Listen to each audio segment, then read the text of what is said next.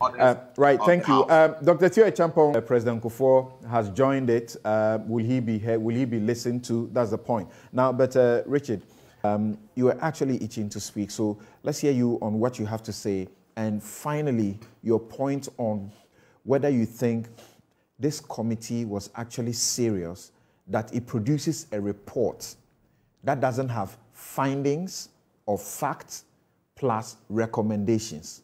What sort of committee was that? Okay, so let me respond to my brother. You know, in politics, public sentiment is everything. So, yes, it is rare to get 100% of people saying the same thing. But the public sentiment clearly, and I think you would acknowledge it, that a lot of Ghanaians, more Ghanaians want the finance minister to leave than want him to stay. So, yes, it is the president's prerogative to make that decision, but he was the person who said, I will protect the public purse. He was the person who said, be citizens and not spectators. And the citizens are speaking. Not only that, in actual fact, the one point that I agree with you on is that it is unfortunate that Ken has become, quote unquote, the scapegoat in all this thing. That I agree with, because after all, he's not a one-man economic management team. It is a team.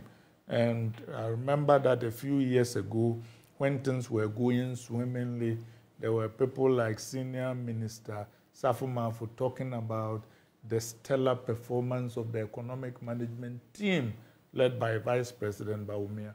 So obviously, Mr. Ofori Atta is not making these decisions as an individual. And not only that, even when the president names an economic management team, he does not relinquish his responsibilities, as you have eloquently said, and his privileges about the person who bears ultimate responsibility.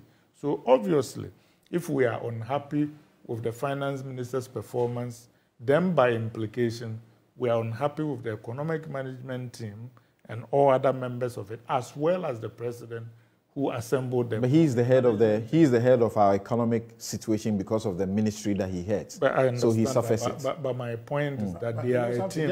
Just more point. But you know, he only deals with the fiscal aspect of the economy. There's a monetary aspect that. Yeah, but you see, I don't want to. It's a Ministry of Finance and Economic Planning. Yes. You see, I don't want to do the tea livery, because when things were going well, there were a lot of people scrambling to get some of the credit. Right. I'm just saying that if there is blame, then all those who were scrambling for credit should get a little bit of that blame. That's my central point.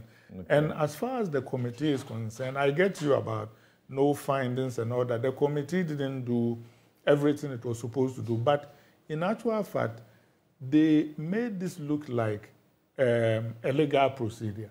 This is a political process. So in actual fact, that's why in other jurisdictions they say you can even be impeached for what? High crimes and misdemeanors, because it's a political judgment that they are making. So the motion of censure can even come from something that is not substantive, like, oh, you've gone to behave in public in a way that people think does not reflect well on the country. You can be censured by Parliament for that. Because they find your behavior. It doesn't even go to substance. So these are political Well, the Attorney General does not agree with you on that.